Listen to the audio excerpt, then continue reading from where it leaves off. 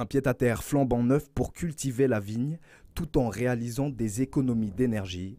Un poste de dépense important pour l'exploitation viticole. Albert Bérins. Par rapport au bâtiment où nous étions avant, où nous travaillons pratiquement moitié moins de bouteilles, on est aujourd'hui sur un bâtiment beaucoup plus volumineux, avec le double de bouteilles qui est travaillé et un coût qui est très peu différent de précédemment.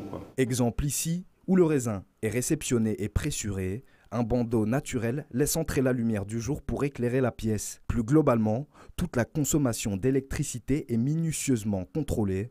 Coût maximal chaque année, 8 000 €.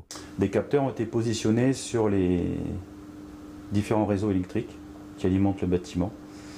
Et donc on en a acquisition de référence pour déterminer les consommations sur les différents postes de travail. Avant même sa construction en 2013, le bâtiment est pensé en amont pour intégrer les contraintes d'économie d'énergie.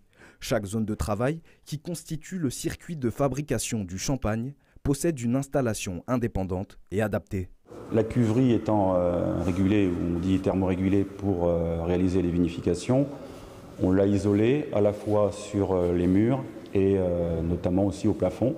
On utilise à la fois du froid pendant la période de vendange et après on peut utiliser du chaud aussi pendant la période hivernale pour maintenir les vins au-dessus de 11 ou 12 degrés. Dans cette pièce, le type d'isolation est différent mais toujours déterminé par les températures extérieures et les saisons. Là nous sommes dans le lieu de stockage et de vieillissement des bouteilles qui ont fini leur prise de mousse ou qui sont en train de la terminer.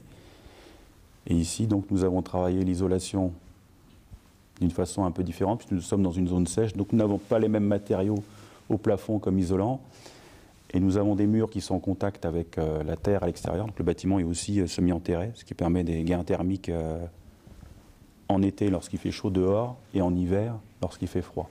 Même si la construction du bâtiment et des installations ont un coût, c'est une satisfaction totale pour le propriétaire, pour qui chaque outil peut être utilisé de façon à réaliser des économies.